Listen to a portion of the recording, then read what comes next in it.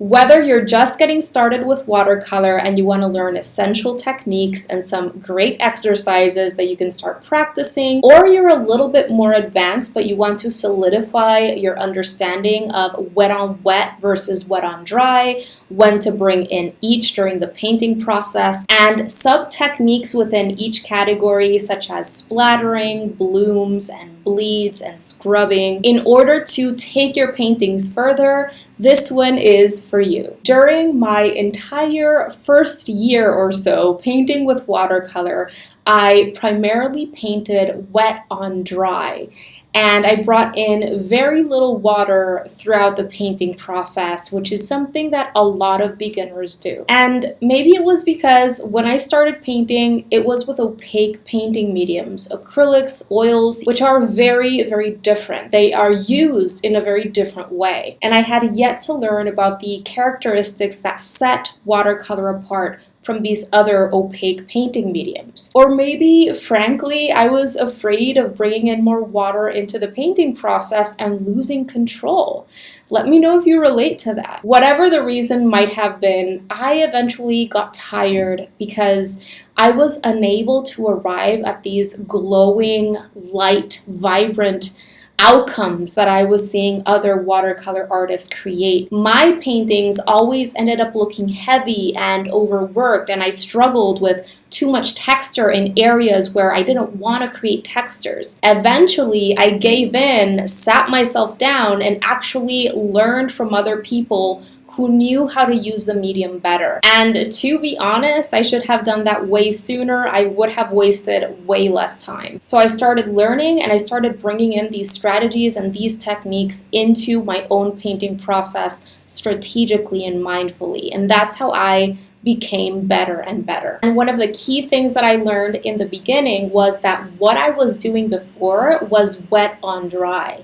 And I had yet to learn how to use wet on wet and how to combine both of these essential techniques in order to create the visually striking, balanced pieces that have believable depth to them and that also really allow the medium to shine to its full capabilities. There are many different watercolor techniques, many of which I will be explaining in this video and actually demoing for you. But wet on wet and wet on dry are the two main kind of umbrella techniques, if you will, that we should learn about since the beginning and start incorporating mindfully into our paintings in order to make faster progress. Wet on wet allows you to create soft, diffused, beautiful organic effects, and this technique is great for backgrounds and elements that are farther away, or even for those initial layers all throughout a painting. Whereas wet on dry is excellent for areas or elements where you want sharper defined details, anywhere where you want more control or precision,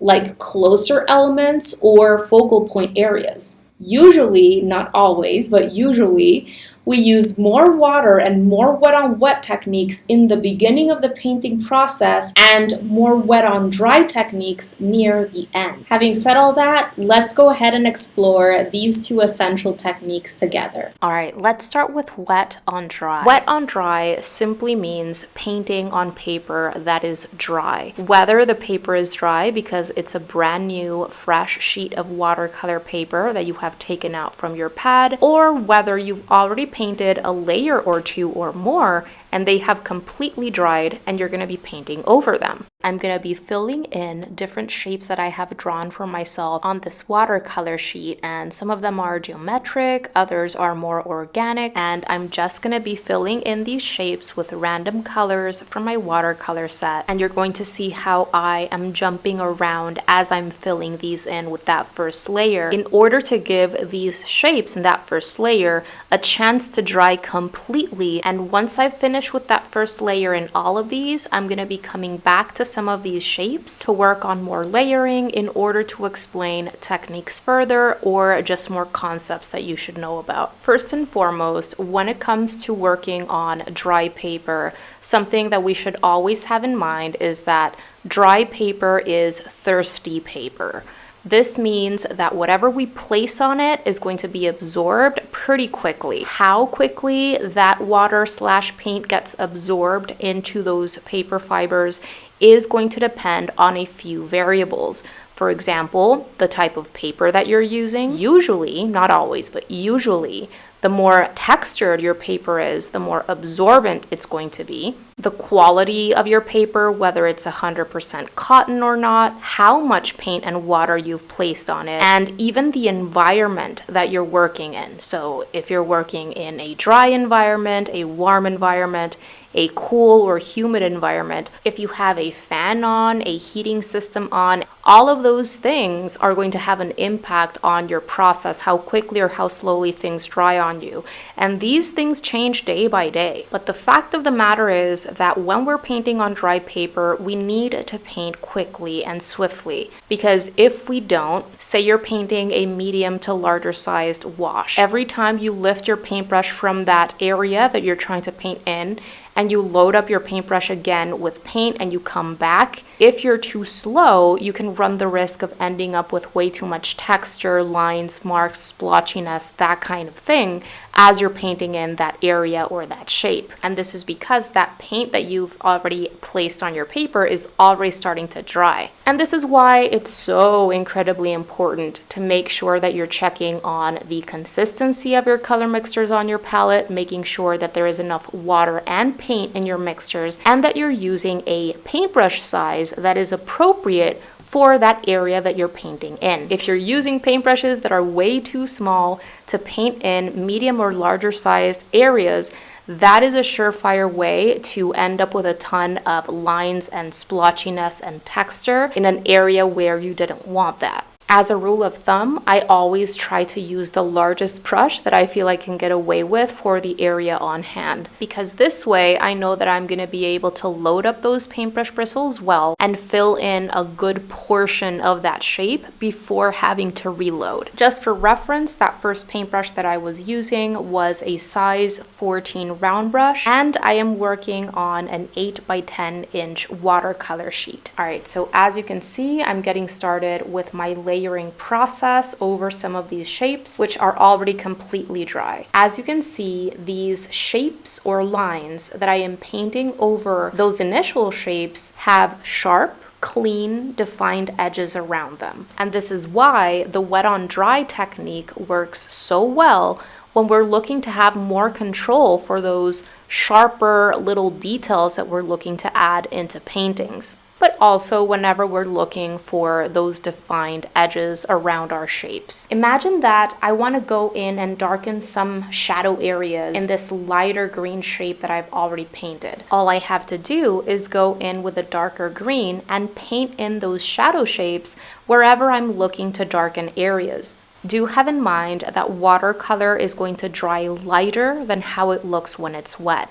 So whenever we're looking for higher levels of realism and we're looking to develop that wide range of values or tones, we're likely going to have to work in layers. We're going to have to come back in and darken certain areas. What happens if I want to soften these edges? Well, all I have to do in that case is remove that paint from my paintbrush bristles and go in with a clean and slightly damp brush and run my bristles over that edge that I'm looking to soften. This is going to be especially easy if that paint is still wet and workable. But what happens if the paint is already dry? You're likely going to be able to do at least some amount of softening of that edge, because watercolor paint can be reactivated after it has dried. The thing here is that once again, there are certain variables that are going to impact or influence how much of that paint you're able to activate and actually lift off. The type of paper that you're using, how absorbent it is, how much it holds on to that paint is going to have an impact on how much reactivating and lifting you're able to do, but also the specific pigment and color that you're using has its own properties. Some pigments are more heavily staining than others, and this means that you're able to lift up less of that color after you've placed it on your paper. But as you can see right here, I was able to at least soften a bit of that edge, and I even went into certain sections of that purple shape in the bottom, and I was able to lift up some of that paint. This is referred to as the lifting technique. You're lifting up color from the paper. You can do lifting while the paint is still wet and workable, workable or after it has dried. But after it has dried, you have to go in and do some gentle scrubbing, which is what will allow you to reactivate that color, and then you can go in and do some gentle blotting with your absorbent towel.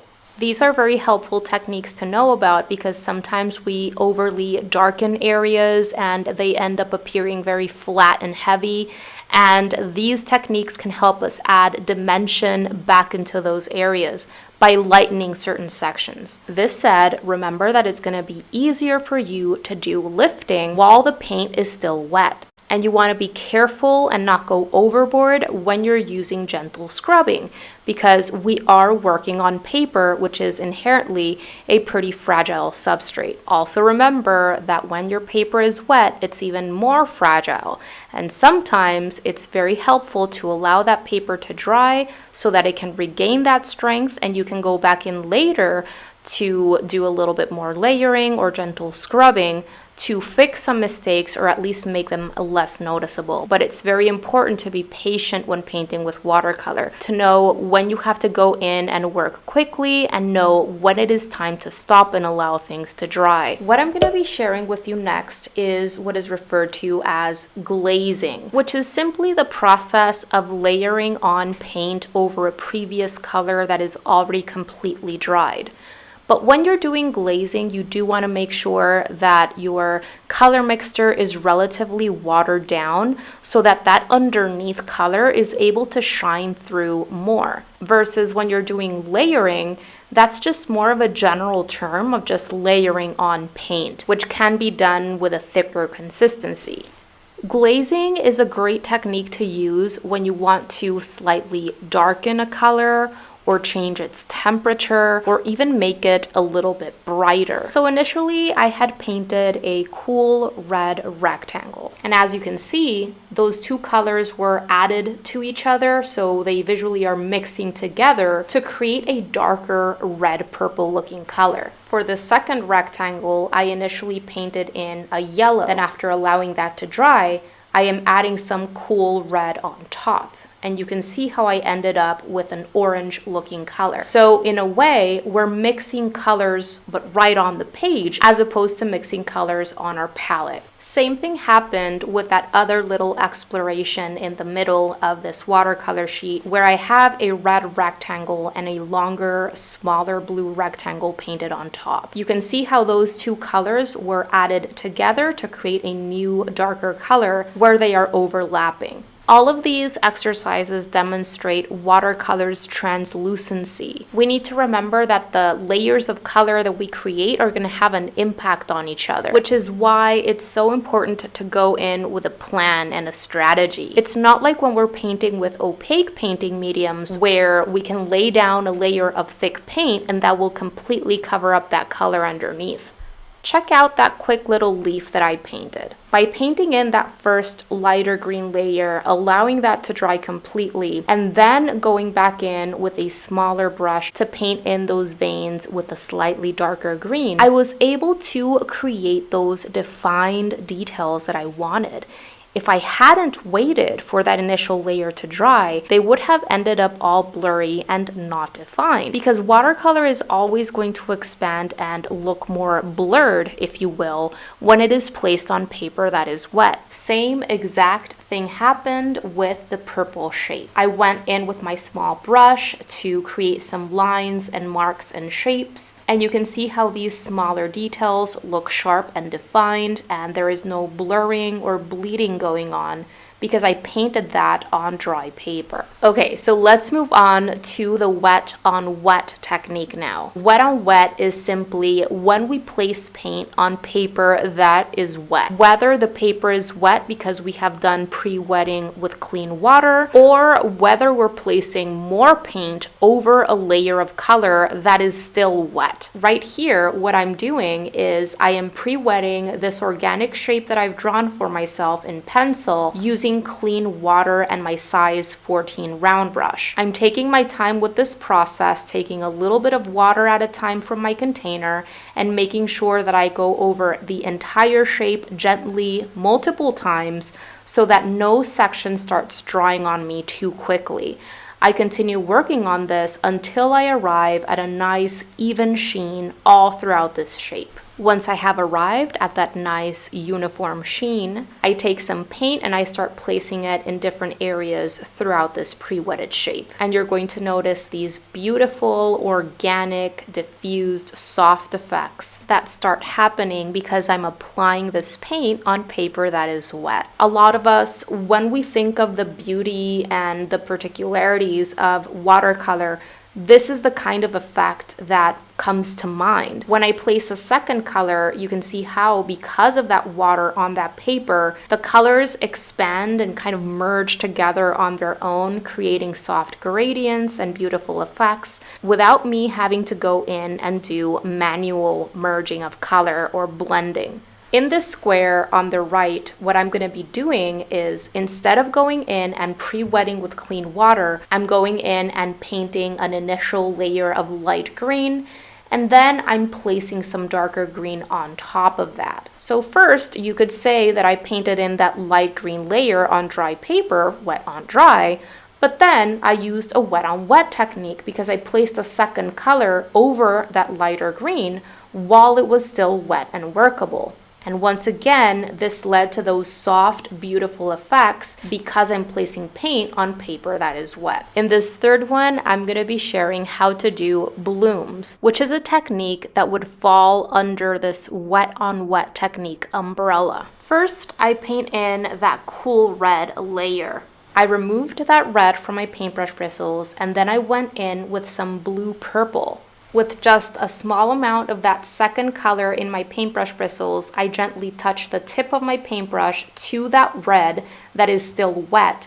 And as the paint flows down the bristles of my paintbrush, I start getting these little blooms. As the purple paint falls onto that surface, it pushes the red paint out. If you barely touch the tip of your paintbrush to your paper and quickly lift up your paintbrush, you're gonna get a small bloom. And if you leave that tip on your paper for a little bit longer, the bloom is going to become larger and larger. Right here, I'm going to show you splattering, which is also a wet on wet technique. You can do splattering with both water and paint, depending on the effects that you're after.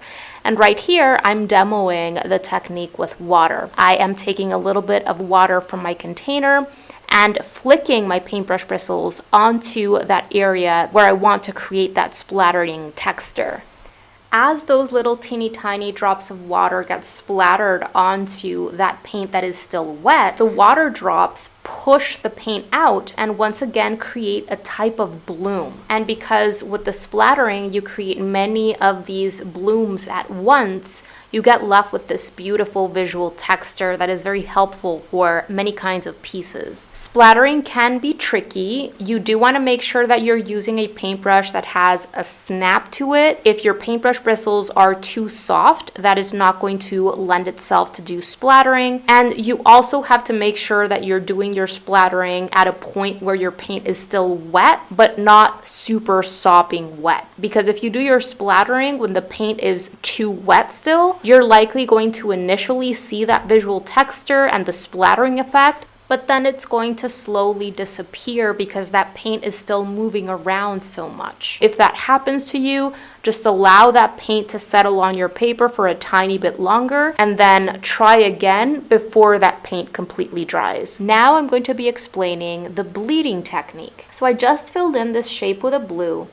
And what I'm going to do here is I'm going to remove that paint from my paintbrush bristles, and with a little bit of clean water in my paintbrush bristles, I run my brush right along the lower edge of this blue shape, creating an extra little space of wetness. And because the paint is still wet, what you're going to notice is that I create this fuzziness to that edge, a softness, if you will. Since I have added an extra space of wetness beneath the shape, the paint, which is still wet, is expanding into that area. Because remember what I mentioned before, watercolor is always going to expand when paper is wet.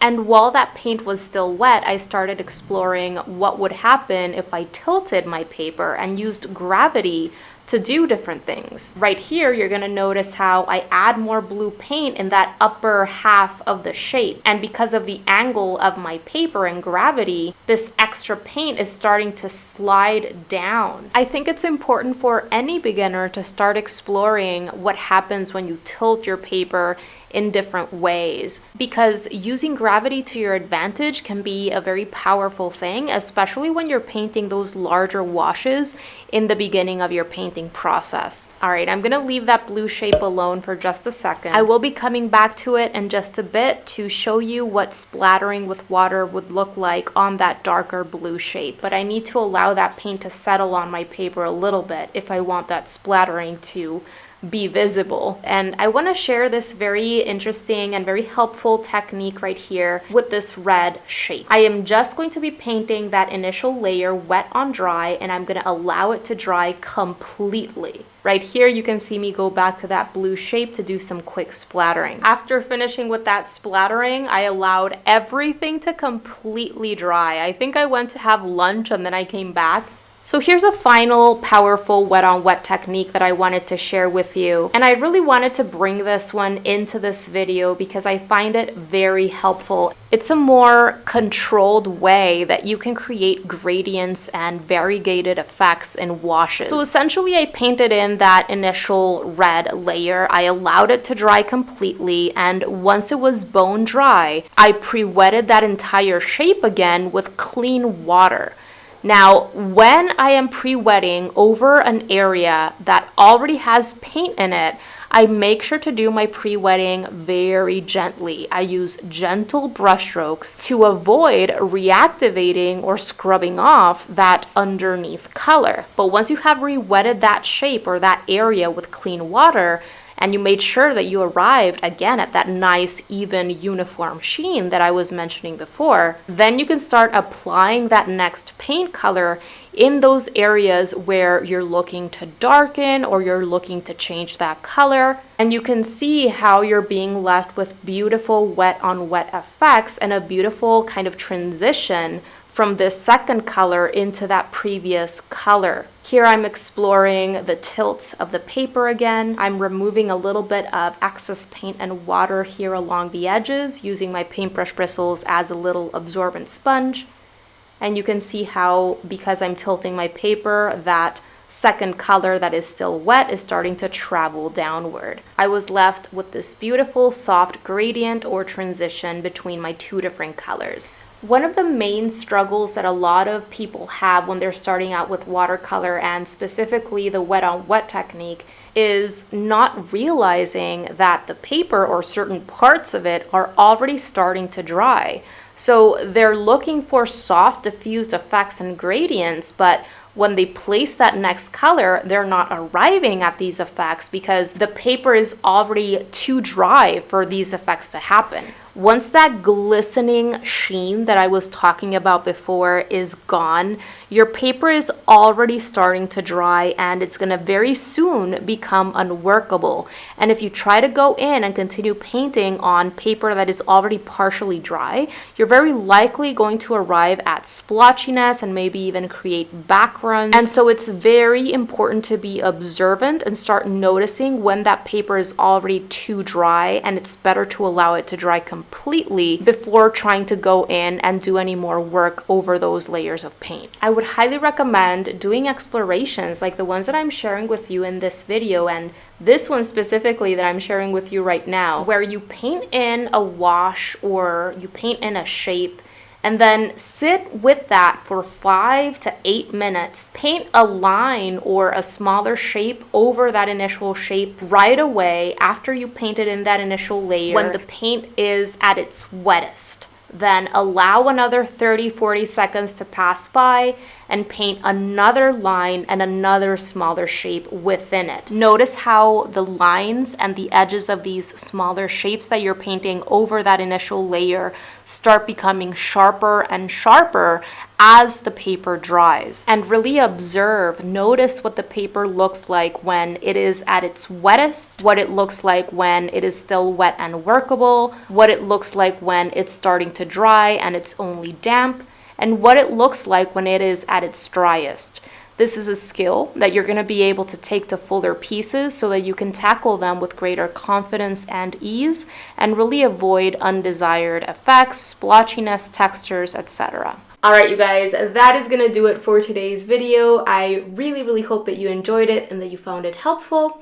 And if you did, pretty please make sure to give this video a thumbs up because it really helps support the work that I am doing here on YouTube and helps others get to know about my channel. Thank you so much for watching today. Don't forget to subscribe and click on that little bell so that you can be notified of when I share my new videos, which happens every single week. Have a beautiful rest of the day and see you soon. Bye guys!